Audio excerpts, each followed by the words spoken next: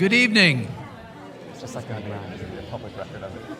Welcome to the Sandy Spring Museum. My name is Rich Collins. I serve here as Director of Development. My pronouns are he, him, his.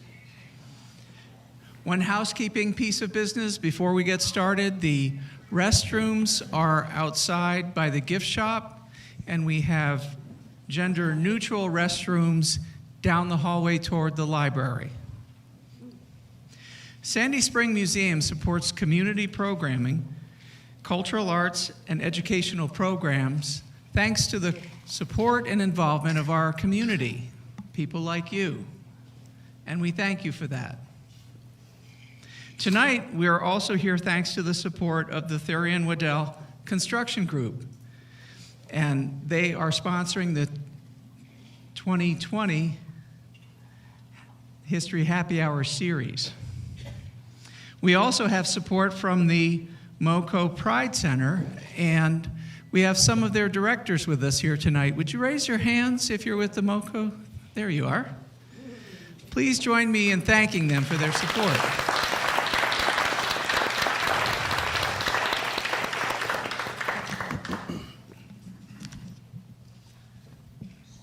Far so good.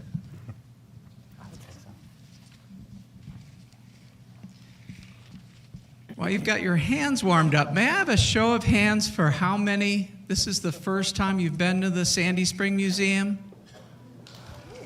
Look at that. Fabulous. We hope to see you all at the museum in the near future, at happy hours, at art exhibits, any number of other programs that are designed to build community and create a sense of place. If you look over our events calendar, you will find many events of interest. I noticed, for example, that our beer garden event in August is sponsored by the Maryland LBGT Chamber. Please join us again.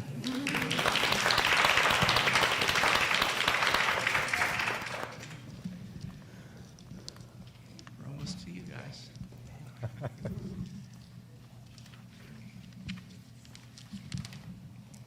This evening's speakers are Dr. Christopher Melka and Ron Padrón, both of whom are LGBTQ advocates and advocates for finding and sharing the histories of marginalized people. Christopher is currently an AmeriCorps member in the Appalachian Forest Heritage Area, serving as head of programming at the Beverly Heritage Center in West Virginia. From 2017-18, he was a visiting assistant professor at Al-Quds Bard College for Arts and Sciences in East Jerusalem. That's a long way from here. Yes. In 2017, he was awarded a PhD in medieval studies from Central European University, receiving a magna cum laude for his dissertation. Man.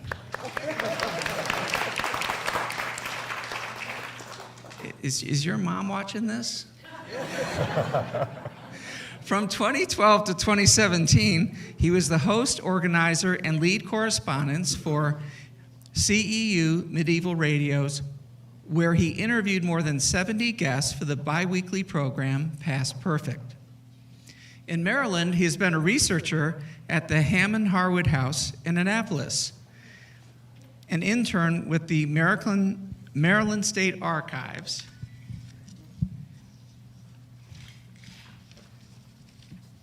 and he has organized a walking tour of Annapolis about 3 centuries of LGBTQ history. Ron is an amateur historian and researcher living in Greenbelt, Maryland. He has previously presented research on the witches of colonial Maryland, focusing on the life of the only person accused and executed by the colonial government for being a witch, Rebecca Fowler. Wow. His research interests have always gravitated toward the stories of marginalized communities. And he's found these histories, whether of social scapegoats, outspoken women, alternative spirituality, or queer folk, they often overlap. As an out gay man from the South, he feels it's important to expand the scope of our historical narrative, to include all voices, especially those who have been routinely silenced and erased. Let's welcome them to Sandy Spring Museum.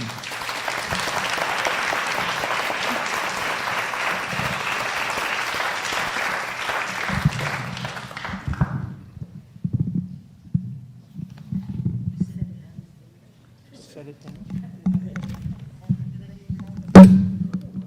You got it. Yeah? All right, can everyone hear us? All right. Good evening, and thank you for joining us tonight to learn more about the queer history of the Chesapeake region. Robert.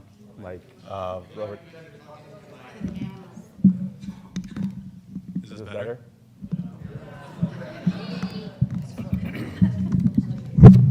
Is this better? All right, okay. So good evening, and thanks for joining us tonight to learn more about the queer history of the Chesapeake region. As it's already been said, my name is Ron Padrón, and I use he, him, his pronouns. I'm Chris Melka, and I use he, him, his pronouns as well. Before we get started, we would very much like to thank our friends, old friends, new friends, and our family for coming out for their support. Both of us came out and began the journey of discovering who we are as gay-identified men, and this was something that we really worked hard and had to work a lot through putting this lecture together here today. I especially would like to thank my husband, Joe Sharon, because every time I get involved in another research project, that's him over there, our house just gets full of piles of books, and every flat surface is covered in papers and notes, and he's never once complained, at least verbally. And we'd also like to thank Sandy Springs Museum for providing the opportunity to give voice to the queer histories that are also a part of our larger cultural heritage. All right. One thing we would also like to do is we would like to acknowledge the history of the land that we are currently on. This country was populated long before European settlers and colonizers settled westward, and in particular we would like to recognize the indigenous history of this land, particularly the Piscataway. Essentially, the Piscataway were here long before the concept of Maryland existed, and if you're interested in learning more about them, we have two websites where you can learn more about them. Excuse me, I also volunteered a little bit at a place called Baltimore American Indian Center on Broadway. So if you want to know more about that, I'm cataloging your library. Excellent. Small museum out on Broadway. A lot of people say, really? I never knew that was there. Very cool. If you're interested. That's great. Thank you for letting us know. Throughout the course of this lecture, we hope to show that folks who don't necessarily fit within the standard heteronormative mold have always been a part of this country's history in ways both surprising and everyday and quite common. We'll talk about some of the ways indigenous concept of gender and sexuality differ from colonial and American thought, and explore some examples of LGBTQ plus history spanning through colonial times and through the early American Republic. For the purposes of the lecture, we've defined the early Republic as extending all the way up to the beginning of the Civil War. All right, so before we jump into the historical narratives that we've decided to include in this lecture, we think it's important to first discuss the ways that gender and sexuality have been performed, policed, and recorded throughout this time frame. We hope this will show you that concepts such as masculinity and same-sex love have changed over time, even in our own country, But we'll also show how it's difficult to look at the historical record for examples of LGBTQ plus folk that would be readily apparent to what our current contemporary understanding of what it means to be queer is. For example, the term sex refers to both an act and a category. But the earliest usage of the word in the 16th century was specifically focused on the division of humanity into male and female. It shifted in the early 19th century to its more dominant meaning today, sort of the act. Modern assumptions about sex create a clear distinction between two sexes. So that's the sort of dominant modern discourse around the concept of sex. And oftentimes this discourse is framed in a lens that is very antagonistic. So you have a lot of phrases that we use, like battle of the sexes, like, you know, men and women. Think of tennis. And there's also a belief in sex as a biological imperative, so that men and women are naturally antagonistic to each other, but that sex as a driving force bridges this distinction between the two of them. And then this in turn creates sort of like a pyramidal model of sex, which places heterosexuality, and within heterosexuality, men, masculinity, at the top of sort of a sexual hierarchy. And then all the way at the bottom, you have what sometimes is referred to in sort of late 19th century, early 20th century, even mid 20th centuries, sort of scientific discourse as the perverse sex at the very bottom. And it's through this hierarchy that modern culture has assumed an intimate connection between the fact of being biologically male or female and the correct form of behavior. Because of this socially constructed hierarchy, some sexual theorists posit that sensuality of those who did not like the opposite sex was hardly noticed in the past. This is very debatable. If it wasn't, we wouldn't be here. But what we can say is that acceptable forms of intimacy between same-sex partners has shifted over the course of time, such that acts of emotional intimacy that we would today code as queer or possibly blatantly homosexual were not viewed as deviant at certain periods of history. This could also account for the silence around homosexuality that exists in the historic record. It's easy sometimes to look at the lack of representation in history as and immediately jump to some sort of malicious assessment, which may or may not be entirely wrong. But also given the context of the sort of historical time frame, certain things that today we would look at as sort of queer-coded were not at that time, and it wasn't seen as something worth recording. But the evolution of and presence of same-sex love in all sorts of variations of societies in colonial America up through the early republic do exist. Additionally, some theorists tend to concentrate on the discourse around homosexuality. Specifically, these are professional sexologists. Sexologist is an actual thing; it's not a word I made up. And physicians, and it's sort of the high-level cerebral discussion around the theory of homosexuality. And so a lot of the theorists tend to concentrate on that instead of actually the experiential reality, the lived experiences of folks who identify as queer or homosexual.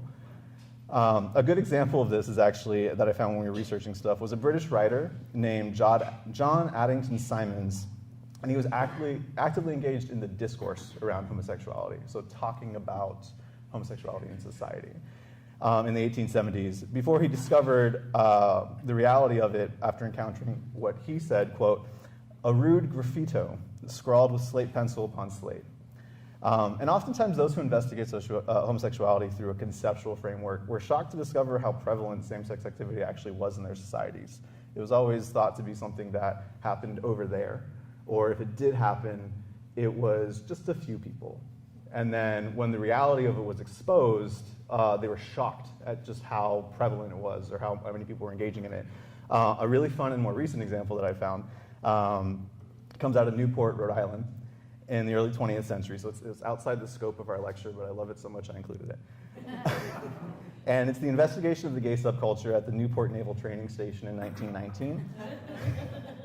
And it led to the arrest of 20 sailors and 16 civilians, at which point the chairman of the court ordered the chief investigator to curtail the investigation, warning, quote, "If your men, the decoys, do not knock off, they will hang the whole state of Rhode Island."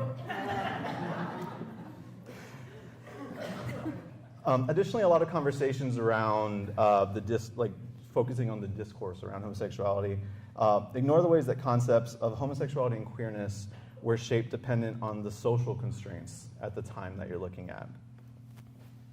Thanks. So the pathologizing of same-sex love and attraction came into being during the later part of the 19th century, which is when the term homosexual was first introduced by Austrian-born novelist Karl Maria Kirchbeny, and later popularized by psychiatrist Richard von Krafft-Ebing in his 1886 book, Psychopathia Sexualis. This shifted the discussion around LGBTQ folks and their social cultures into one that was more and more driven by medical professionals and sort of like the burgeoning field of psychology and psychiatry, instead of one that was driven by religious leaders. Prior to this, the construction and enforcement of unacceptable sexual behavior existed in a primarily theological and legal landscape, the two of which were often so intertwined that you couldn't tell the difference between them. And we'll see that in some of the historical narratives that we'll discuss in a bit. Additionally, the silence, quote unquote silence, around homosexuality in the historical narrative is itself socially constructed, partly as a result of reframing same-sex desire in the late 19th century. There are two things that we'll talk about. One of them is the construction of a sort of acceptable, socially acceptable form of perpetual bachelorhood, which provided camouflage to men who may have identified as homosexual or queer. They were just a perpetual bachelor. And it obscured their existence in the historical narrative. And constructs such as like perpetual bachelorhood created the basis to approach homosexuality as an open secret. So it was something that you might know about, but you were also simultaneously supposed to know nothing about. Like nobody knew a gay person, but everyone had that uncle that never married. So, which, no offense, my uncle is also a gay man, so that was not a dig at him. But, and that would eventually come to define the norm around 20th century approaches to contemporary queerness, as well as it would impact the lens that historians and other folks would use to approach historical figures, where, I mean, the best way to describe it is just don't ask. So unless there was something that was specifically highlighted, and we'll show some stuff that's specifically highlighted that is very blatant, but then depending on who you're talking to, they will still say, no, it doesn't specifically say, I am gay. And it's this closeting of queer identity that has skewed the discussion and inclusion of queerness in our history. And there's an LGBT historian and queer theorist named Richard Norton, and I think he encapsulates it best by saying, quote, "It's not that modern perception has changed, but that modern straight perception has belatedly incorporated queer perception. This is not a conceptual rupture, merely straight time lag." And then we also mentioned that, I mentioned previously that some forms of same-sex intimacy were seen as socially acceptable within colonial and early America. Some of you might be familiar with this concept via the term romantic friendship. Show of hands, who's heard the term romantic friendship? Okay, all right. Mm-hmm. So, I'm gonna try to encapsulate it as best as I can.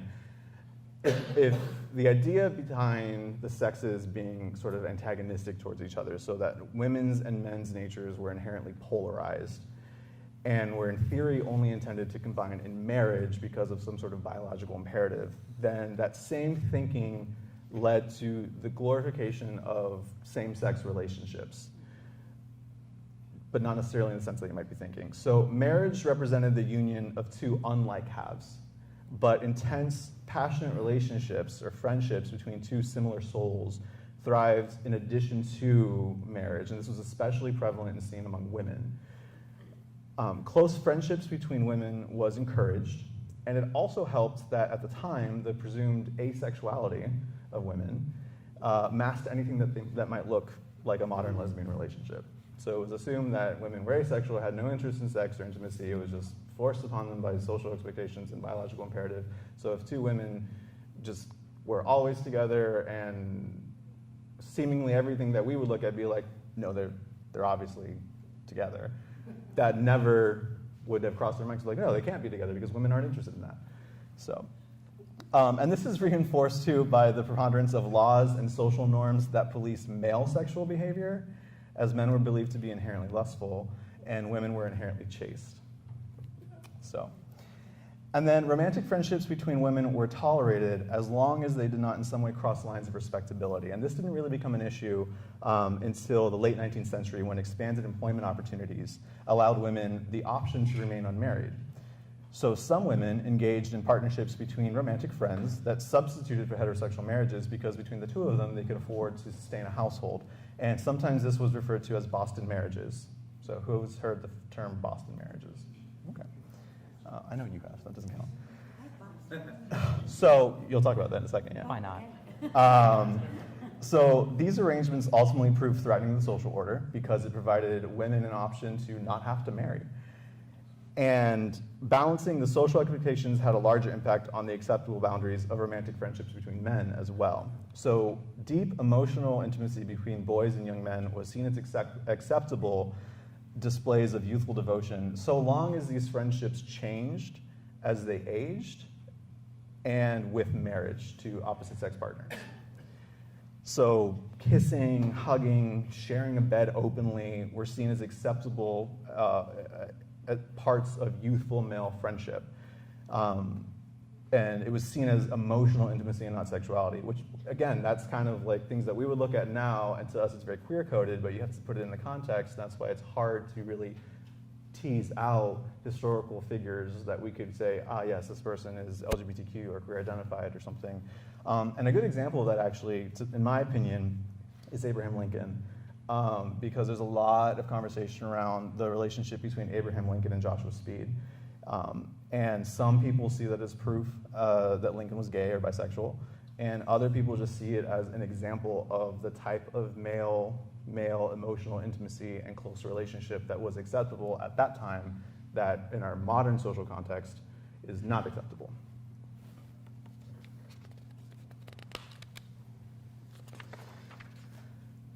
We also want to acknowledge that genders and sexuality outside of white colonial frameworks existed in this region and continue to exist in this region. So a lot of what we're talking about is within a social framework that is very binary. So there's two sexes, and to a large extent what you're talking about in queer history is heterosexual versus homosexual. So a lot of times folks who identify as bisexual or asexual or pansexual are kind of erased from that narrative. Some folks might be familiar with a concept that's known as third gender. Who here has heard about third gender? More hands than Boston marriage. Okay, I don't understand. It's all right, it's fine. But this was a phrase that was used to describe socially constructed performances or roles of gender that existed either in addition to or outside of the predominant binary of male and female. In some indigenous cultures, this may have meant men who took on the dress and social roles of women and had sex with masculine men, or women who took on the dress and social roles of men and had sex with feminine women. In some communities, these individuals, who may or may not align with our current conceptions of what it means to be transgender, they also took on both spiritual and social roles within their communities. A really interesting thing about this is that there's a lot of reasons why somebody might choose or be called to express themselves across the gender line of these communities, but it had nothing to do really with sexuality as far as kind of in the context that we're talking about. And additionally, in many of these communities, somebody who identified as third gender, so a man who took on the dress and social roles of a woman and had sex with or had a partnership with a masculine man, that was not seen as a same-sex relationship because it was not a man with a man, it was a man with this third gender. And third gender is kind of like a catch-all term. A lot of indigenous communities have their own specific terminology for it. So, and kind of that dovetails into the next point I want to make, which is that Chris and I feel that it's important to acknowledge that we both identify as cisgendered white men of European ancestry. And so it's really not our space to speak for indigenous communities. So this is pretty much the most I'm going to talk about sort of gender and sexuality in indigenous communities. Chris mentioned at the opening that the land that we're currently on was historically inhabited by the Piscataway Nation, and members of this nation are still around. We also learned about another resource that you can access in Baltimore, I believe it was, right? Yeah. And so we hope that you'll take the time to engage with them through any of their educational outreach programs to learn more about their own history in their own voice, and that includes the role of gender and sexuality in their society. And we also can't talk about American history without talking about slavery. So early American history also includes the forced migration of African slaves, which did form the backbone of colonial and early American economies. And these cultures and communities include their own examples of non-binary genders and same-sex relationships. For example, we have a quote from a Portuguese soldier in Angola in 1681, which is, "There is much sodomy among men who pursue their dirty practices dressed like women. Some among them are wizards who control everything and are esteemed by most of the people." So we have records, mostly through soldiers and journals and missionaries. Chris said Jesuits, if it didn't catch on the mic. But unfortunately, it's hard to track down what of these practices or expressions of African sexuality came to the colonies with the enslaved because of the deliberate attempts by white society to break any and all cultural bonds. So it's really hard to find that. And this continued, actually, a trend of Europeans associating sodomy with otherness since at least the Crusades, and using expressions of same-sex sexuality as confirmation of savagery or immorality, which to them justified conquest, domination, and extermination. And this same lens was used to justify the treatment of indigenous communities. And it's also important to specifically name that those who exterminate and enslave with abandon grabbed the right to determine what was and was not acceptable and normal in the realm of sexual behavior. And slavery also had a much broader impact on the scope of the LGBT community. So the creation of a formal legal system that created non-citizenship for slaves morphed into second-class citizenship for African Americans. And then this laid the foundation for a hierarchical legal legacy, which would be applied to other marginalized groups throughout history in the US, such as women, immigrants who were not immediately granted access to whiteness, and queer communities. And I don't know how many folks have been kind of following some recent articles that have come up, but there's a really interesting sort of example or link between the legacy of slavery and the modern queer community, I guess you could say, and the policing of those communities in the Mid-Atlantic. In the case of William Dorsey Swan. Is that name familiar to anyone? No? Oh, okay. So Swan was born in Hancock, Maryland, and was freed by a Union soldier in 1862. And after the Civil War ended, lived in D.C., where he organized a series of balls in Washington, D.C., and called himself the Queen of Drag, so the first sort of self-proclaimed drag queen. And these balls were secretive affairs that were mostly attended by former slaves. And the case of William Swan provides us with one of the first cases of arrest for female impersonation in the United States, reflected here in an 1888 article from the National Republican. And this is also an example of something that would come to define a century of queer experience in the United States: police raids on queer gatherings and the disruption of LGBTQ+ enclaves. Swan's case also provides us with the first example of queer resistance through legal action. He was arrested after this and was sentenced to 10 months for keeping a disorderly house, which was a polite way of claiming he was running a brothel. And in response, he requested a pardon from President Grover Cleveland, which was denied. Thank you. So the parallels with slavery here are really interesting in terms of the problems with researching subaltern groups. There have been many studies done on the history of slavery in the United States, in part because that is where the documentation survives. While free black men and women lived in the antebellum period in states like Maryland and West Virginia and all throughout the country, public and private records of those communities only survive in rare instances. The same is true for the historical queer community, and what we really wanted to emphasize with the first part of this talk is just not only how all of these communities are interconnected, but also how difficult it is just to begin this research. if you're looking for a place to start, there's a work called Charity and Sylvia by a woman named Rachel Hope Cleaves, and it's about two ladies, Charity Bryan and Sylvia Drake, and it shows in such a spectacular way just how difficult it is to recover this past. Charity and Sylvia lived in Weybridge, Vermont. They have no Maryland connection, I'm sad to say, but they lived in Vermont as an open couple for the first 4 decades of the 1800s. Their story is remarkable in part because of how otherwise unremarkable their life as a lesbian couple was. Their families were from established New England families, and their nephews and nieces were attached to both women. And documents such as the letters that they wrote to each other, poems and acrostic that they wrote in each other's names, and their diaries have all survived to the present, documenting the minutiae of their lives together. Charity in particular, she wasn't just a seamstress, she was a tailor by profession. And as a result of that, they were able to live independently by themselves and establish themselves firmly in the community that way. And the writings that they have, it documents not only things like orders from customers, church activities, the comings and goings of their nephews and nieces, but it also documents the love that they had for each other and how that personally affected their own faith. This was something that they struggled with really until their dying days.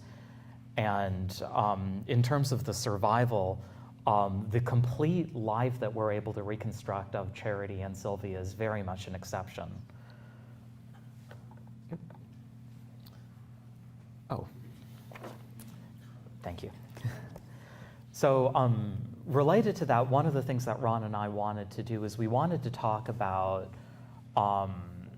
the Quaker community in Sandy Spring. As many of you know, Sandy Spring was founded by the Quakers in the 1700s, and from my understanding, there still continues to be a strong Quaker presence here to this day. While in England and Canada, in more recent years, let's say, actually, no, I would rewrite that. So, all over the world, the history of how any Christian group struggles with accepting LGBT members, it's something that varies so much in time and in place. We saw very early acceptance of the LGBT community in England and in Canada, while in the United States, it was a little bit more muddled.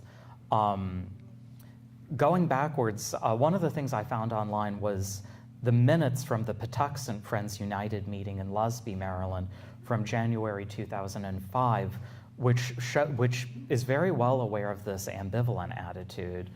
On the one hand, the Friends in these minutes from 2005 document how previous sessions have prohibited leadership to those in same-sex relationships, taking a traditional view of marriage as being only between a man and a woman. That being said, the January 2005 meeting for the Patuxent Friends Society was very important because it instituted a new policy saying, and I quote, "We have labored with our responses to current FUM policies for several months and held those with diverse views in the light. As a meeting, we respect loving and dedicated relationships in same-sex couples. We welcome individuals in same-sex relationships to the full life of our meeting. We join with Baltimore Yearly Meeting's many clear statements on this matter," end quote. I'm starting with the more recent history because discerning anything about the attitudes and experiences for previous generations for the Quaker community is really next to impossible. In this respect, the city of Philadelphia would prove the best case study for examples from the 18th and early 19th centuries, and Claire Lyons from the University of Maryland has admitted just the fact that there's almost nothing to work with. One insight that she points out is the fact that Pennsylvania statutes from 1700 and 1705 They list the penalty for sodomy not as capital punishment like it was in the other colonies, but rather it would have been imprisonment, which indicates that in this respect, Pennsylvania was not keeping with English common law in this period. Most of the material Professor Lyons consulted on her study on the subject was related to either satirical works or circulating literature in the Quaker city, which revolved around same-sex relationships. One source from 1784 is called The Philadelphiad, or New Pictures of the City, which is a satire of Philadelphia. And it's a series of humorous vignettes featuring new buildings, familiar sights, and sort of the general people who inhabited Philadelphia. And no one, not even the Quakers, were spared from their particular skewering. There's two stories singling out the figure of the fop. One of the lines that's in the Philadelphia ad reads, "At every corner and in every street, some gaudy, useless animal we meet, resembling men in nothing but their shape. Their truest lineage is the friskful ape. These are distinguished by the rank and name of well-bred gentlemen that notice claim, but those who judge with reason on their side conclude them fops, and of their worth decide." And so this is the introduction to the figure. In the next section, such a fop runs afoul of a local sailor. And the Philadelphia records the meeting between the two, which you can read on the screen. "Tom Tug, a tar with toddy half-seas over, espied Jack Tinsel just arrived from Dover. 'Zounds, Dick,' says he, 'observed the fail ahead, full rigged by Jove, with all his canvas spread. Though damn his eyes, the bugger's not from France. Come, lend a hand, we'll learn him how to dance.' Tom straight accosted in the seaman's style, and Jack, 'Your humble sir,' with modern smile. 'What ship, my heart?' The fop he looked about. Tom wanted nothing but to have a rout." There's a lot of imagery in this text to unpack. For instance, calling him a bugger, surmising that he's European in origin, particularly that he comes from France, and the fact that Tom Tug feels the need to prove his manliness by picking a fight with the fashionable new arrival. Thank you. So,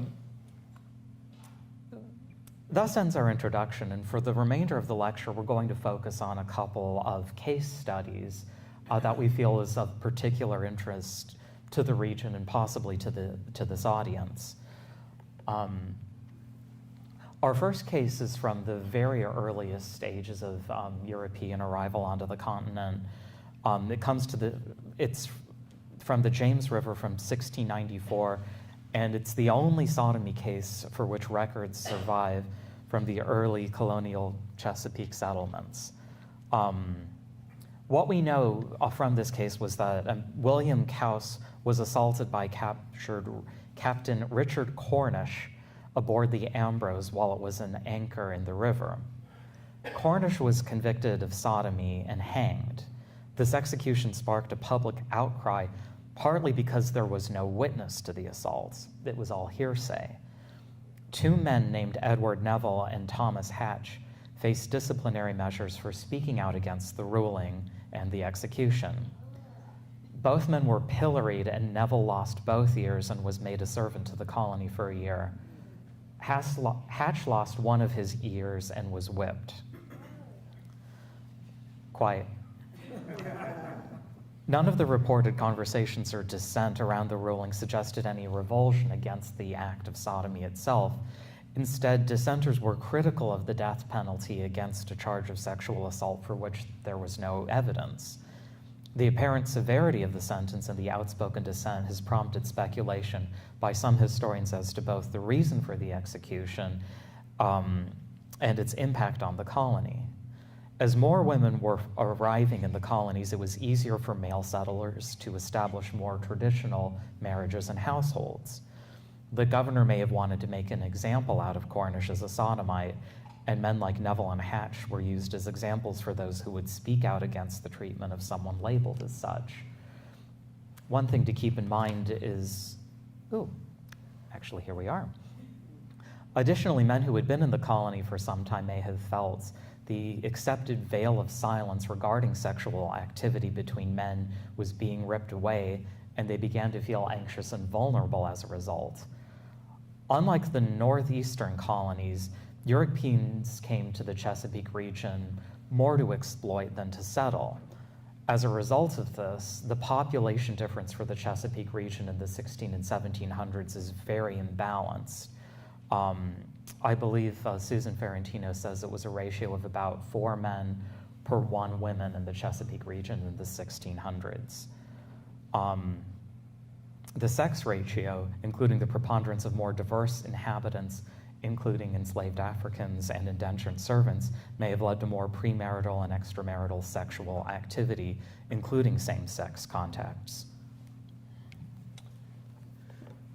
All right, so our next example is Thomas or Thomasine Hall. So Thomas's or Thomasine's story comes to us from Virginia in 1629. And Thomas or Thomasine was born as a girl in England, and then they cut off their hair when they turned 24 and joined the army to go fight in France as a man. And then once that was done, they came back to England, presented as a woman again, and worked as a seamstress. And then they eventually emigrated to Virginia in 1627. They arrived in Virginia and took up work as a servant.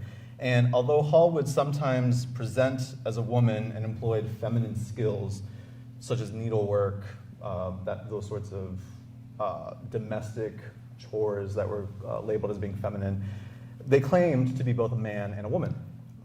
So their first master and local authorities repeatedly attempted to determine Hall's true gender.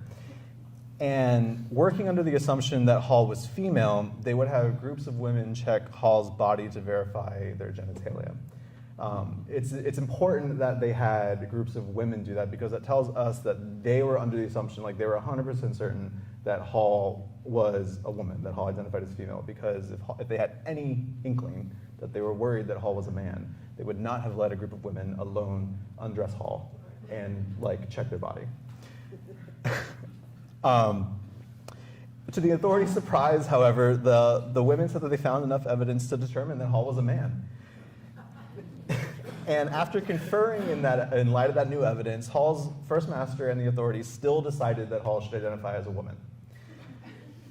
Eventually, Hall was employed by a new household, and then that second master was also confused and requested yet another inspection of their anatomy.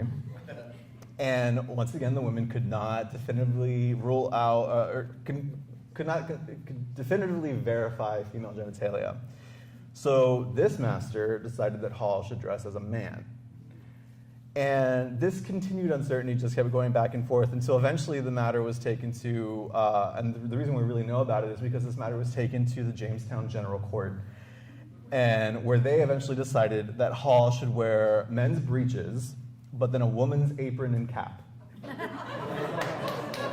Split the difference. This was 1629. And so they couldn't figure it out, so they said we're just gonna split the difference. Yeah, split the difference. But this example is really interesting because it shows that the community was more concerned about how Hall should present themselves, so that they could inform, so that their presentation could inform others about their gender. Because without being able to place Hall firmly within that sort of binary structure, their peers and sort of the social culture, social structures at the time didn't know how to navigate Hall. They didn't know where to put them. They didn't know what spaces Hall could occupy, what jobs Hall could do, what jobs Hall could not do. And, did they have access to everything? Did they have access to nothing? Had they figured out did they find the cheat code to everything? So, yeah. You were using the word master were they indentured? They were indentured, yes. Mm-hmm. And the issue of sexuality only arose when rumors of a tryst between Hall, when there was rumors of a tryst between Hall and a maidservant. And this was compounded by Hall's testimony. Hall didn't make it easy on them. That even though they identified as both a man and a woman, and more often than not, it seems that they presented male, But so when this tryst came about between a maidservant, Hall's testimony said that they also sometimes dressed as a woman so that they could attract male sexual partners. And they would go down to the docks dressed as a woman and just see what happened. And as far as we can tell on the record, there was no legal ruling or punishment levied against Hall. They seem to have existed as a constant enigma to the court and their peers. Some of which looked to fix their gender based off of their physiology. So that's the masters were like, we'll figure this out. We'll strip search you. And then others, some of them sought to base Hall's gender based off of their mannerisms, the way that they carried themselves and presented themselves. In our research, I don't have a favorite, but if I did.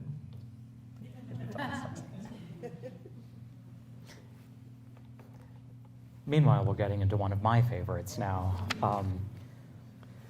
I'm glad to see that the Baron's getting a little bit more love in recent years, because the gentleman in question is Baron Friedrich Wilhelm von Steuben, and honestly, without his help during the Revolutionary War, it would have been very easy for the British to overtake this country. Von Steuben, as the name implies, was German. He was originally employed with the Prussian army, and he was able to rise through the ranks and gain the title of Baron through his own merit. He was a very skilled tactician and very good at his job. And when fighting in the American Revolution broke out, initially Benjamin Franklin went right to him and requested that von Steuben help out with the fledgling Continental Army, but initially he turned Franklin down. This all changed in the August of 1777 when an anonymous letter was sent to the Prince of Hohenzollern-Hechingen denouncing von Steuben for, quote, having taken familiarities with young boys which the law forbids and punishes severely, end quote. While nothing was definitively proven at the time, von Steuben found it politic to accept Benjamin Franklin's offer, and as a result, shortly thereafter, he ended up coming over to the colonies. In addition to organizing the ragtag bunch of, whoever was on hand into soldiers, he taught the new army about tactics and drills, even authoring the regulations for the order and disciplines of the troop of the United States in 1779.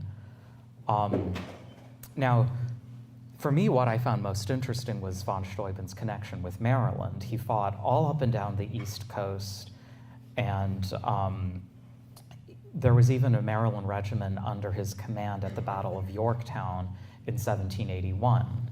He was also present at the Maryland State House in Annapolis when General Washington resigned from the Army in 1783. His presence at this event shows how important he was for the American Revolution. What makes von Steuben's presence so remarkable, though, is the fact that in the 17 years he lived in America, there are several different men he was openly, romantically involved with. At Valley Forge, Steuben became very close with two young officers, many decades his junior. Their names were Benjamin Walker and William North. The story of Walker, who, so you see George Washington right there. I'm sure you can make him out. He is, Benjamin Walker is 2 heads to the right of General Washington. And Walker had introduced himself to von Steuben in French and offered to act as an interpreter. Steuben struggled with English language all of his life, and a lot of the soldiers under his command recall very, very vividly that his favorite word in English was damn, damn, damn. Steuben, talking about meeting Benjamin Walker, says of the event, "If I had seen an angel from heaven, I should not have more rejoiced." Steuben was clearly attracted both to Walker and North, and it seems that the two younger men we know were romantically and sexually involved with each other as well. North and Steuben were likely intimate, but it is unclear whether or not Steuben and Walker were. Walker was certainly not opposed to accepting gifts from the older gentleman, including a new hat and a fresh set of linens, underwear. While the war was going on, the three men shared affection, among other things, but after the war was over, several things hampered their relationship. Steuben had expected a great recompense for his services to the army during the American Revolution, and once the war was over, he found that he was only going to get a fraction of what he was initially promised. With a title like a baron, he envisioned himself in a lot of ways as European nobility and had really liked to wish that he had continued on this life, but instead he ended up spending most of his time in retirement in a rather isolated farmstead in New York State. What we know about Benjamin Walker and William North is that they married and started families of their own after the war, but in 1817 both men were widowed. North suggested that the two lived together again, though Walker was a little reticent and he suggested a visit to England. The issue of the two men reuniting was rendered moot when Ben Walker suddenly took ill and died in 1818. In Baron Steuben's final years, he also had a companion named John Mulligan who lived with him. The Baron adopted Walker and North as his heirs, and on his death in 1794, he divided his property between Walker, North, and the most recent companion, John Mulligan.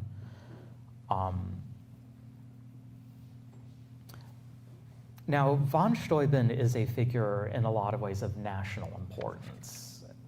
He was instrumental in teaching the essentials of military drills, tactics, and discipline to the Continental Army. For example, one of his major contributions was the effective use of bayonet charges. Prior to his instruction, revolutionary soldiers used the bayonet mostly as a cooking skewer rather than a fighting tool.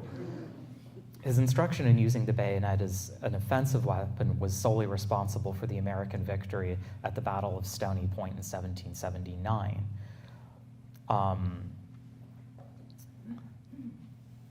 And I mentioned earlier that he had written the regulations for the order and disciplines of the troops, commonly referred to as the Blue Book.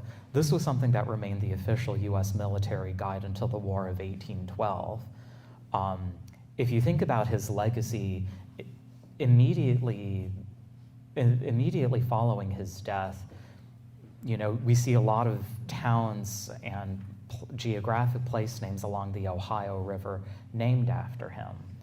And someone on the walking tour I did in Annapolis actually said that the parade that they're celebrating in Ferris Bueller's Day Off was the Steuben Day Parade. So for me, he's a figure he's an unfortunately forgotten figure of national importance to this country. It's still me? Okay, how lucky. Let's save questions until the end, if that's all right. Related to the Continental Army, I also wanted to talk about the case of Deborah Sampson Gannett. For unknown reasons, in June of 1782, she enlisted in the Continental Army dressed as a man, and she served for 18 months. Most of what we know about her has come filtered through Herman Mann's 1797 piece, The Female Review, in which he uses Deborah's narrative mostly to promote his own ideology. He first heard about Deborah Sampson Gannett when she was in a heated correspondence with the Pension Office in Washington, D.C., which was trying to deny her a claim for having served in the armed forces. The primary sources that concern Deborah are essentially public documents like birth, marriage, and death records, military pension files, 2 letters concerning money matters, and a handwritten facsimile of a diary she kept with her during tours when she was giving speeches around the country in 1802. The basic facts are these. Deborah was born in 1760 in Plymouth, Massachusetts, and her father died very early on. In 1785, she married a farmer named Benjamin Gannett, and the couple had 3 children.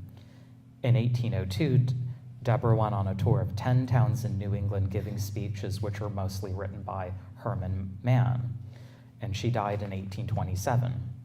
Mann's 1797 text states the following about Deborah's same-sex adventures, which should be taken with a grain of salt.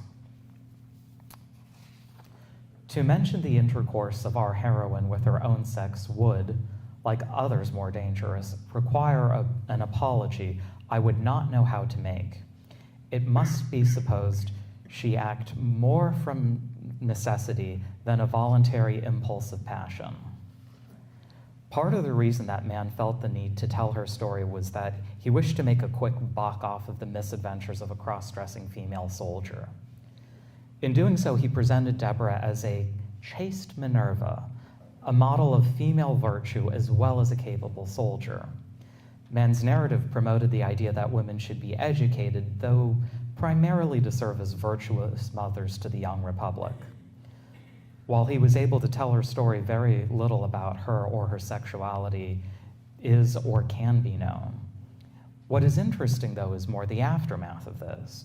In the 19th and 20th centuries, she appears as a figure in popular imagination, and the authors, whether they intended to or not, indicate that putting on the soldier's uniform temporarily converted Deborah's gender identity.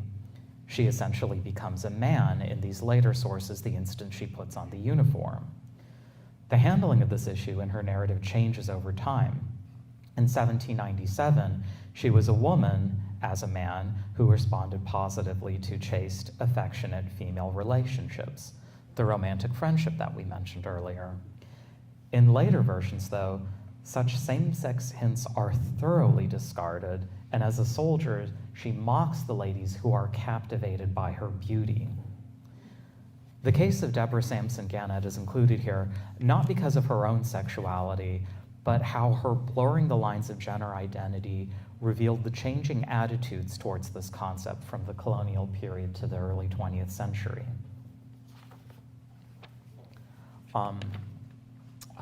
Really wish we had a picture. We're moving a little bit forward in time to 1810. William S. Davis was indicted in Baltimore County for assaulting and attempting to commit sodomy on William Carpenter, age 19.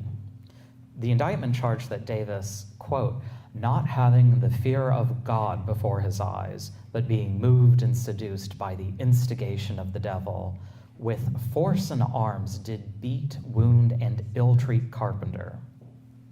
The indictment also charged that Davis had attempted a venereal affair with Carpenter, namely, and I quote, that sodomitical, detestable, and abominable sin called buggery. This is just one example of the overlap between theological and legal policing of same-sex sexuality that governed the social structures around homosexuality and other queer expression prior to the late 19th century. While the shift in the discourse around same-sex attraction to a more medical and psychiatric paradigm that we mentioned earlier would not erase the cultural weight that religion had on policing sexual norms, the legal discourse would begin to move away from an overtly religious tone to one which would couch homosexuality as a mental or biological affliction in need of a treatment or a cure. Now, we know about the case of William Davis mostly through the appellate court. Davis claimed he could not have a fair trial in Baltimore County and requested a transfer, which was denied. He pled not guilty and moved for reconsideration of the judgment, and this too was denied. A judge sentenced him to be imprisoned for 3 months, from January 9th to April 9th of 1811, and to stand in the pillory for 15 minutes.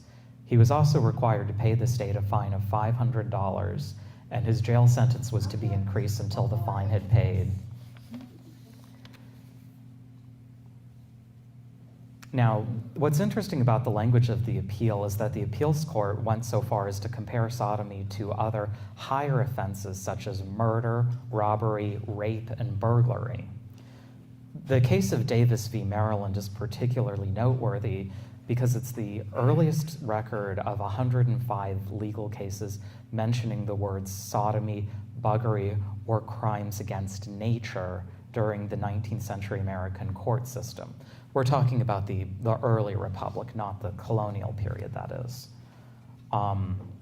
It's also hard to determine the specifics of the case, as male-male sexual relations, whether they involved force or coercion or not, were always considered a form of assault due to a belief that sodomy was a crime against nature and thus inherently violent. As bad as this is, Davis was not at the risk for hanging for this crime because Maryland had abolished the death penalty for sodomy and buggery in the late 18th century. Okay, so we're moving a little bit closer into sort of near the Civil War era. This particular example is two gentlemen named Thomas Jefferson Withers and James H. Hammond. So both of these men were pro-slavery advocates from South Carolina. James Hammond served as a U.S. Senator in Washington, D.C. from 1857 to 1860. He also served as governor of South Carolina and was a member of the U.S. House of Representatives before that. And Thomas Withers was a state court judge in South Carolina and then served in the Confederate States Congress. And they're interesting because there is a significant amount of documentary evidence surrounding their same-sex relationship, mostly preserved in letters. For example, there's this.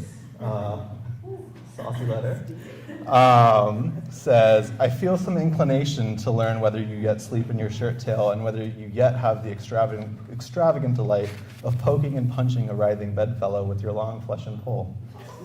The exquisite touches of which I have often had the honor of feeling. Sir, you roughen the downy slumbers of your bedfellow by such hostile, furious lunges as you are in the habit of making at him when he is least prepared for defense against the crushing force of a battering ram. Yeah. So while their connection to our area, we try to keep it sort of like Chesapeake area, this sort of area related, hinges on one of them holding office in Washington, D.C. We felt it was important to include them in this presentation because most of the narratives that we've heard thus far have been about folks who were considered criminal or who came from lower classes. Baron von Steuben being an obvious outlier, but again, he did come to this country as a way of avoiding legal issues in Europe. Withers and Hammond provide us with an example of early Americans from social classes that wielded power and privilege, but also have a very well documented same-sex relationship. And this is probably the tamest of the letters, so just, yeah. All right, so our last example, two women, one of them who resided in Maryland for a while, who shared a close romantic friendship, and they're two African-American women named Addie Brown and Rebecca Primus. So their lives begin in Hartford, Connecticut, but in the fall of 1865, Rebecca traveled south to open a school for ex-slaves in Royal Oak, Maryland, so a small town on the other side of Chesapeake, between Easton and St. Michael's, so that area. She worked there for 4 years, and the community named the school the Primus Institute. She wrote home often about the verbal abuse and physical harassment freed blacks often faced, but she held her own. In a letter she wrote back home, she wrote, quote, "These white people want all the respect shown them by colored people. I give them what I receive and no more." So, and these two women began exchanging letters in 1859, which hint that their relationship had sexual overtones. A letter from Addie in 1859 reads, "You are the first girl that I ever loved so, and you are the last one. Dear Rebecca, do not say anything against me loving you so, for I mean just what I say. Oh, Rebecca, it seems I can see you now, casting those loving eyes at me. If you was a man, what would things come to? They would after come to something very quick. What do you think the matter? Don't laugh at me. I'm not exactly crazy yet." Addie and Rebecca's correspondence is important for a number of reasons. First, there are very few comparable bodies of evidence that exist for black women in the 19th century. In order to reconstruct the lives of black women during this time, especially the relationship between black women, a lot of it requires turning to works of fiction and then extrapolating the commonalities between those different works. Because if something shows up multiple times in a work of fiction, it's better than average guess that it's based on some sort of negative truth. Secondly, their letters document an explicitly erotic friendship, as opposed to some of the more tame friendships that are recorded in correspondences between white women at the time. So like Charity and Sylvia wrote about, their nieces and nephews and stuff coming, and business dealings. Addie and Rebecca were just getting right to it. And Both women spent the majority of their lives in Connecticut, and Rebecca's family was a very well-respected one in the black community of Hartford. They had been there for several generations, and her father was a grocery clerk and her mother was a dressmaker, and they owned their own home. And the 1850 records show that the household claimed about $1,200 worth of real estate, which was well above the average wealth for free blacks in the North. And throughout her life, Rebecca's family remained a strong and important community and social support system for her, and not just for her, but for Addie, which we'll talk about in a second. And then Rebecca also was able to obtain a high school education and eventually became a teacher. Addie, however, was an orphan and was 5 years younger than Rebecca, and she had no familial support of her own that we can find record of. And this was a pretty big point of jealousy and concern for her in her relationship with Rebecca. So she lacked a formal education, so she worked mostly as a domestic servant. And her letters sometimes often would focus on sort of the social disparity between her and Rebecca, the difference in their education and their employment, and was an obvious source of anxiety for her. She often questioned her right to love and be loved by somebody from Rebecca's social station. Her main point of reference for this, funnily enough, was a novel from 1850 called Women's Friendships, which tells the story of an aristocratic woman named Lady Ida and her friendship with a middle-class woman named Florence Leslie. And through the course of this book, it explores a passionate friendship between the two, which comes into crisis when Lady Ida marries into the elite of English society, at the same time that a series of events leave Florence penniless, orphaned, and without family. Addie referenced this novel in a letter to Rebecca where she explored her anxieties and the themes of the novel by writing, quote, "Friendship demands equality of station, true affections devoid of selfishness, and I fear this warm attachment must end in disappointment, fully as I can sympathize in its present happiness." The correspondence between the two of them is also really interesting because it highlights, in addition to being very intense and romantic, it was assisted by their community, specifically Rebecca's family. One example highlighted in a letter from Addie to Rebecca concerned an exchange in the Primus household shortly after Rebecca went south to Maryland. Addie visited the Primus house and was told that they had recently received a letter from Rebecca. And there was a neighbor referred to as Mr. James who was there, and he inquired if it was a gentleman's letter, insinuating that he believed the letter was addressed to Addie and was romantic in nature. And Addie recorded that in her letter that Rebecca's sister came to her defense and said, quote, "She said I thought of you if you was a gentleman. She also said if either one of us was a gent, we would marry. I was quite surprised at the remark. Mr. James and I had quite a little argument. He says when I find someone to love, I will throw you over the shoulder. I told him never." So eventually though, did I have this up here? No. We'll go back to that. So eventually, though, Addie and Rebecca did marry men. There were a few suitors that were associated with Addie through the letters that she wrote to Rebecca. Mostly in them, she was complaining about them and reassuring Rebecca that she didn't have anything to worry about them. But these courtships for both of them were facilitated by Rebecca's family. So while they supported their attachment and recognized like the primacy of their attachment to each other, it wasn't seen as something that could be incompatible with a heterosexual partnership. Another of Rebecca's family, her Aunt Emily, went so far as to counsel Addie on how to not let her relationship with Rebecca get in the way of her relationship with her fiance, a man named Joseph Tynes, as recorded in this letter, which says, "How I have missed you. I have lost all. No more pleasure for me now. Aunt Emily asked me last eve if I was going to carry that sober face until you return. She also said if Mr. Tynes was to see me, think that I care more for you than I did for him. I told I did love you more than I ever would love him. She said I better not tell him so. It would be the truth and most else." So, although it seems Rebecca was opposed to the idea, Addie did eventually marry Joseph Tynes, but she approached the marriage in a practical sense. It made more sense for her to marry than to try to navigate the world as a single black woman, and even though female-headed households in the black communities at the time weren't unique, she did not see that as a real possibility with Rebecca. So she postponed the wedding with Joseph Tynes several times, and eventually married him in 1866, at which point the correspondence between the two women ends. She moved to Philadelphia with Joseph to live with his family and then died of tuberculosis 2 years later. Rebecca, however, stayed in Maryland teaching until 1869, at which point she returned to Connecticut. She married a man named Charles Thomas, who was her former landlord in Maryland, and he was also an ex-slave. They married in 1872 and lived in Hartford. Charles suffered a head injury in the late 1880s, which left him destitute until he died in 1891, at which point Rebecca moved back into the family home until her mother's death in 1899. At that point, she moved into a boarding house, where she lived until 1932, when she died at the age of 95.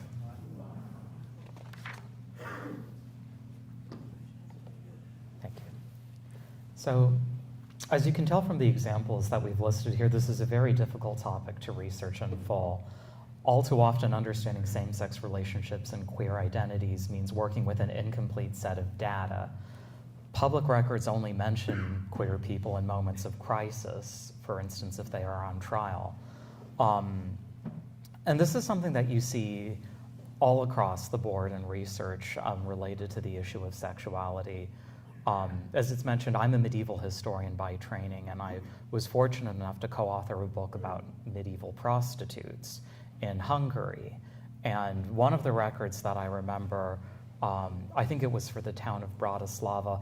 All we know for the history of the brothel there is item, 20 dinars paid to repair door to brothel on Smith Street.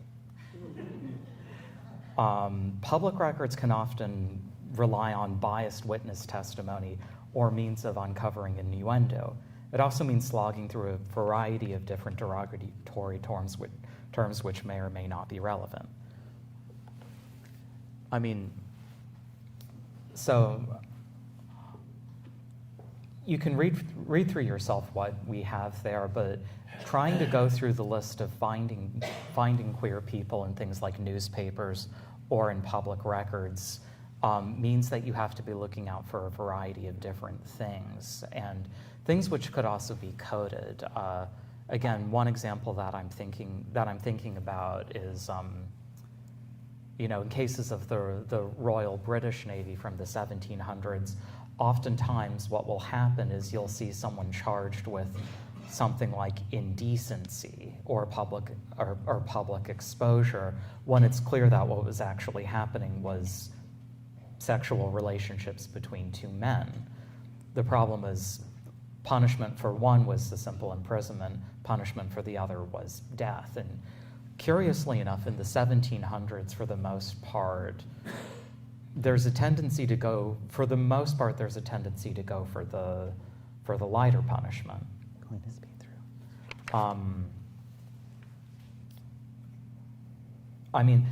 There's also the fact that, the reason that we have to look through all of these terms, to give two examples that immediately come to mind from Beverly in West Virginia, where I'm working now, the Randolph County court records mention two instances of buggery. One involves a mare, the other one involves a mule, I believe. So even though this was a catch-all term used, it's basically, in legal language, it tends to be more for any sort of irregular sexual behavior. The other example that came to mind is there's one building where you see a person's name, another person's name, and then beneath it, the inscription, "Our own wife." I think I have found the two people in question, and I think that one would have been a soldier and one would have been a local man living in Beverly at the time. How to interpret this? This could be, an affectionate, piece of graffiti from one writing about the relationship with the other. It could be another soldier mocking a close friendship between the two men. It could be someone deliberately trying to smear the name of one or both of the men in question. So how to interpret "our own wife" is something that really has me stumped. And I think this is where we'll end our talk here today. Honestly, the two of us are just thrilled to see so many people in this room and so many people who've come to hear us talk today. And I hope you all walk away from this talk knowing and realizing that the history of the LGBTQ plus community in Montgomery County, in Maryland, and in this country goes back much further than most of us realize. The history of queer folk in this region is undoubtedly American history. It is an ongoing dialogue about oppression, resistance, silence, openness, and above all else, freedom. We lost a great many LGBTQ historians during the HIV/AIDS epidemic a few decades ago. Now the next step for us is to pick up the pieces and to keep searching. Thank you all very much.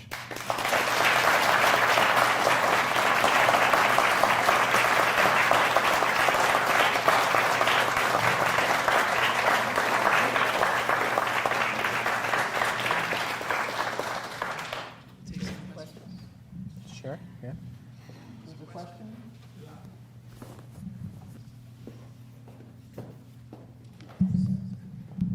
It was great hearing from you both. About Baron von Steuben, a couple of points that I do know that you may know also. There is a Baron von Steuben statue in Lafayette Park across from the White House, which is clear demonstration of how he was recognized in American history. And I do believe there is more LGBT recognition. In New York, there was a Steuben Day parade, and there is sort of a queer contingent now that marches. And so I think there is becoming more awareness of him being LGBT. Okay.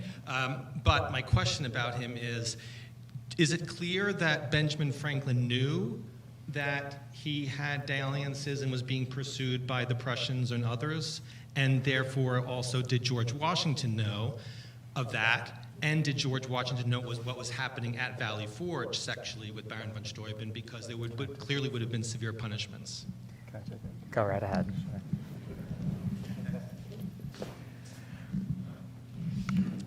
Yes. So Benjamin Franklin was a politically shrewd individual, and there's some documentation that shows that von Steuben's dalliances in Europe were kind of an open secret, and once it reached an issue where it became politically inconvenient or legally precarious to remain there, Ben Franklin circled back to him kind of being like, well, you know, I have a boat. So there's that. And yeah, he wasn't particularly also demure about von Steuben, that is, about presenting. One story about him is how he showed up in like a sleigh in like furs and so he was pretty kind of open about it. The question of whether or not it was just like he's just a European could have been a thing. But what's interesting though is that there is, I mean, obviously he was at Valley Forge, that's where he taught the troops there drills and things like that. And what he instituted was, you teach a cohort of soldiers drills, and then those soldiers go and teach drills and stuff like that. And so that's how he implemented order and structure into the Continental Army. But we also have record out of Valley Forge of another person who was actually court-martialed and literally drummed out of the Continental Army. His name was, I wrote it down because I didn't want to forget it, was Friedrich Gotthold Enzlin. And in March 1778, he was, so pretty much what Washington had written, or what was written in the time of what Washington said was, His Excellency, the Commander-in-Chief, approves the sentence, and with abhorrence and detestation of such infamous crimes, orders Lieutenant Enzlin to be drummed out of the camp tomorrow morning. And he literally was, like the drum and fife brigade, like drummed him out, followed him out of the camp and stuff like that.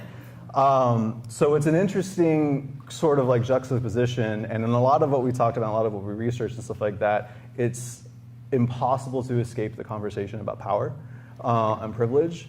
And you have to remember that in that moment in time, von Steuben was providing a service that Washington desperately needed for the Continental Army.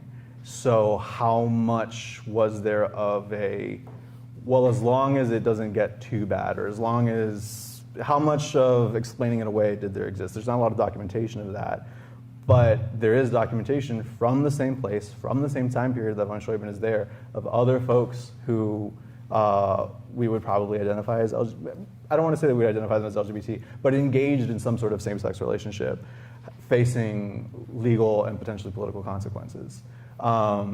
So it's interesting. I mean, he wasn't shy about it. There's also, I think, some records stateside of letters or something where folks kind of, again, it's parsing through coded language at the time, but there's some stateside letters, I think, that kind of hint that some of the founders or people who were involved in the war and then later sort of setting things to rights knew of his inclinations. But, and my personal theory is, and again, this is just me, how much of that played a role later into him not getting his full pension. So, you want to have anything to add? I do not. Questions? We'll go here and then back there, okay?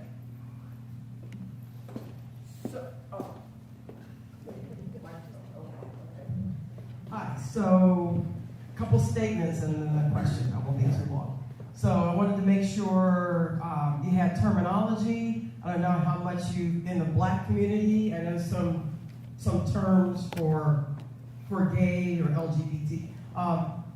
Black men talk about on the down low. That's a term that usually refers to a male-male relationship. You know, you hear those two nice ladies down the street and spinsters. I mean, those are terms that kind of lose the, you know, that get lost. There was an article in the Washington Post on March 2019 about two African American women in D.C. in the Brooklyn neighborhood, Lucy Diggs Slow and Mary Burrell. They were the first. One was the first dean of women at Howard University.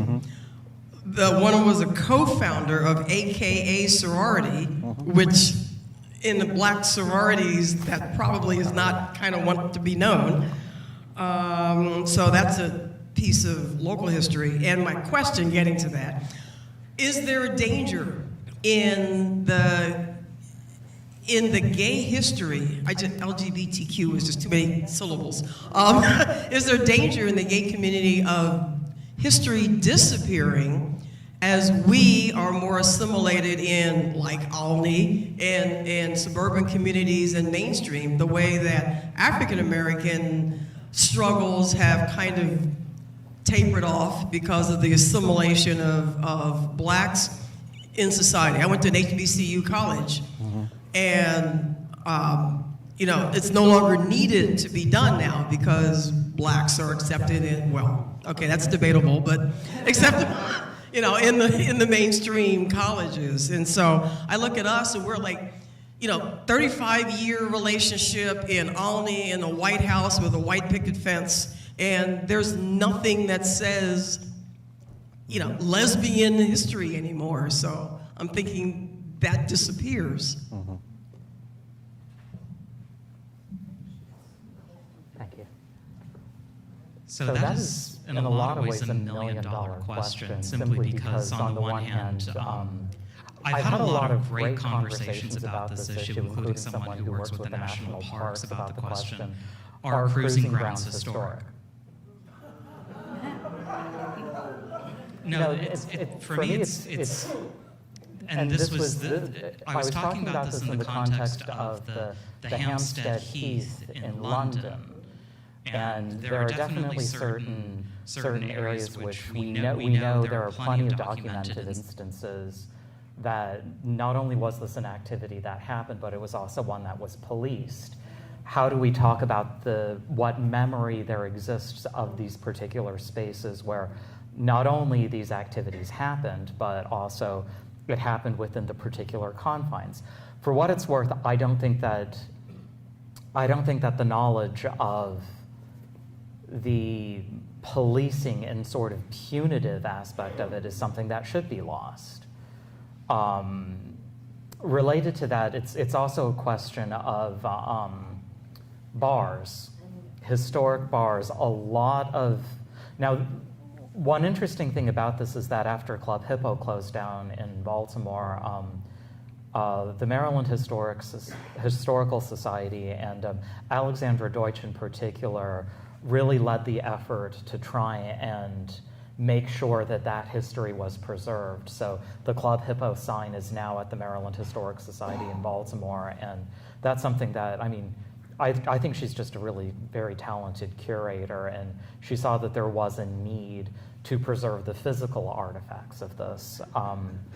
So thinking about in terms of, on the one hand, culture is constantly changing. So we're dealing with a lot of aspects of culture, particularly now, that are disappearing. Blockbuster video is a great example of that, for instance. So on the one hand, you can make the argument that things are constantly in flux, that I wouldn't go so far as to say that there's periods of tolerance, but I would go so far as to say that in the 1700s, there's more neglect. It's more of a, we really don't care that much attitude towards people who engage in same-sex activities. And like the example of Charity and Sylvia shows, they were a couple with a white picket fence and a very nice house of their own. And their family, when Sylvia died, their nieces and nephews buried the two women together.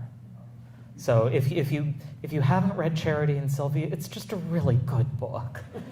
And so there's no real one good answer to it. I think the best place to start is just by being aware that that is exactly the question that needs to be asked, and that we need to, you know, I thought that the reaction of the room was really, really funny when I asked, you know, is a cruising ground a historic space? Because it was one that I had to think about it before I came up with an answer for it. And the answer I honestly feel is it depends. You know, one thing that I particularly have to deal with in West Virginia is the difference between what is old and what is historic. There are a lot of old things. Are they historic? Sometimes yes, sometimes they're just really, really old. There's one more question back here.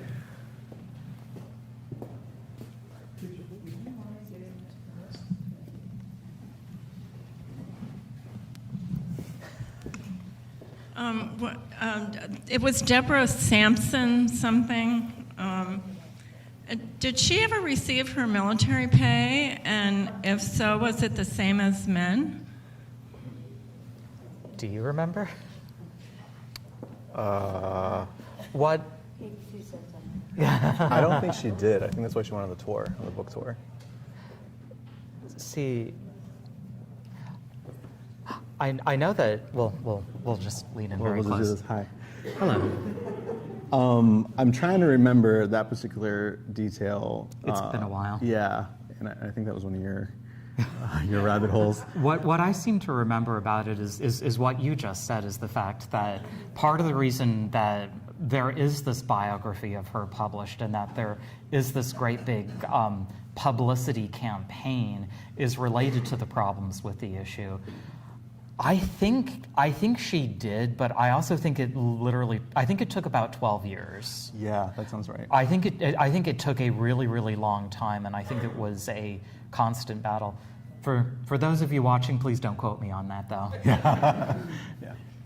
Are we going to be able to have access to any of your bibliography or resource? We can make it accessible. Yeah, we can make it accessible. Usually in my massive folder, I have printouts of an annotated bibliography. I don't have any. So what I may do in that respect, if it's possible to email the Sandy Spring Museum, I'll make a note to do that. And if you want to access the bibliography, that way we can figure something out. It's just a one-page with. Yeah, that's all. You know, there's the title of the book and then my sort of snarky remark about what I like about it and whatnot.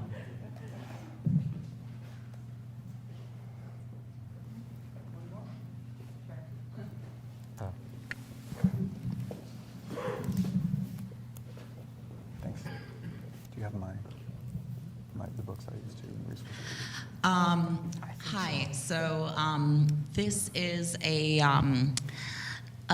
question that I like to ask queer scholars about queer scholarship in general, the practice of doing it, because I have two good friends who are queer scholars, both in academia. One of them focuses on the relationship between the queer experience and different political systems, so whether like it's better under capitalism or communism or fascism, whatever.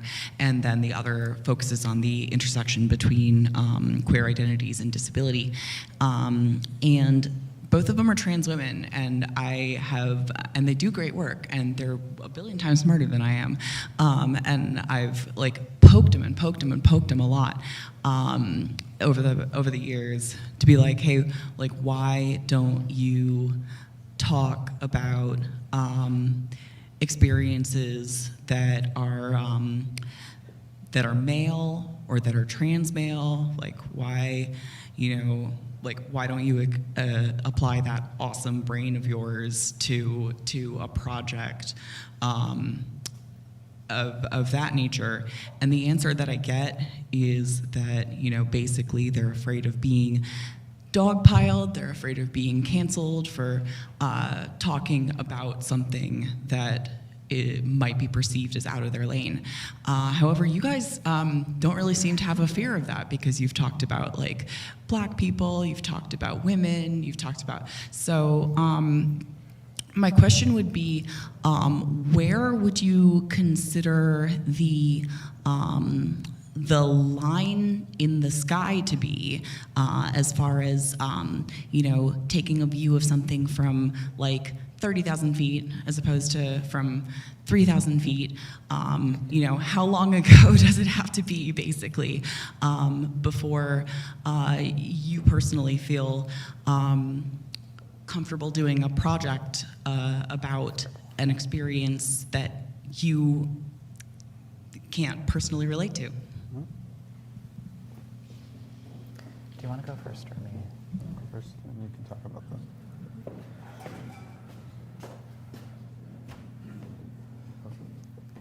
Thank you. The short answer is it on? You might die. You can hear me? Okay, I'll just shout. The short answer is, full disclosure, I actually don't feel comfortable discussing most of this. I mean, this is one of those things that I really struggled for years. This was something that I was interested in, but I remember going through school and specifically not wanting to be that gay historian. And I remember, and part of the reason why Ron and I felt the need to have these talks and to broach this issue in a larger, more public setting is the fact that, well, in a lot of ways, since the most recent presidential election, we felt that action of some kind needed to happen, that we needed to do something to really bring these issues to the forefront in a meaningful way. And I think for us as historians, this is, I think, how we feel we can contribute. So when we were designing this talk, we wanted this to be as inclusive as possible, and we wanted to talk about a great variety of different experiences and to make sure that we had examples from the whole alphabet soup gang. At the same time, talking, we draw the line with, one of the lines that we draw is in talking about the Piscataway tribe, because there is a woman who does talk about this issue, and her name is Crystal Proctor. Mm-hmm. And it's the sort of thing that, in a lot of ways, I think she can speak more to the experience of that in a much more clever manner than I can.